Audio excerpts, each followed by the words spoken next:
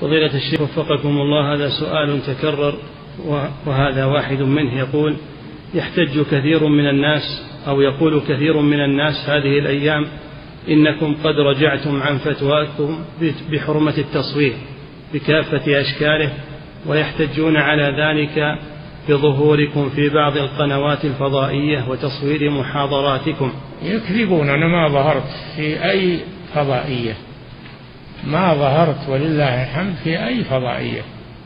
أما إنهم يأتون ويأخذون من المحاضرة يأخذون وأنا ما أذنت لهم ولا حتى ما دريت عنهم، هذا إثمه عليهم، إثمه عليهم.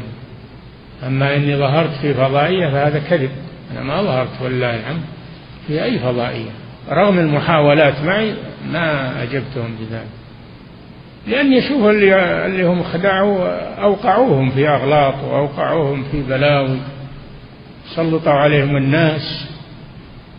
هي خبالة، هذه الفضائيات خبالات، احذروا منها. نعم.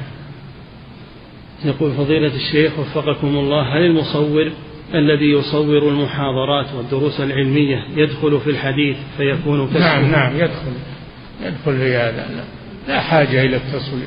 المحاضرات العلمية تسجل، تسمع، تكتب، المقصود حاصل بدون التصوير. نعم.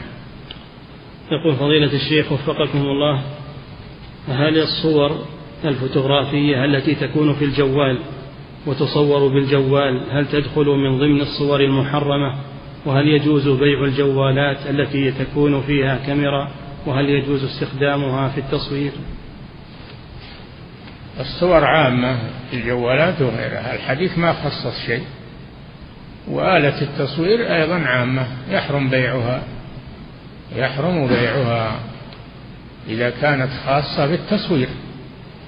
أما الجوال الذي تحتاجه للمكالمات والاتصالات فهذا تعطل ما فيه من التصوير، تعطله تعطيلا تاما، تعمل شيء يجعله ما يصور، ولا تركه واشتري واحد سادة ما فيها كاميرا.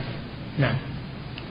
ثم تعطل هذه الكاميرا ولا خليها ما تصلح للاستعمال، وإلا يشتري شيء خالي من الكاميرا، وهو كثير ولله الحمد. نعم.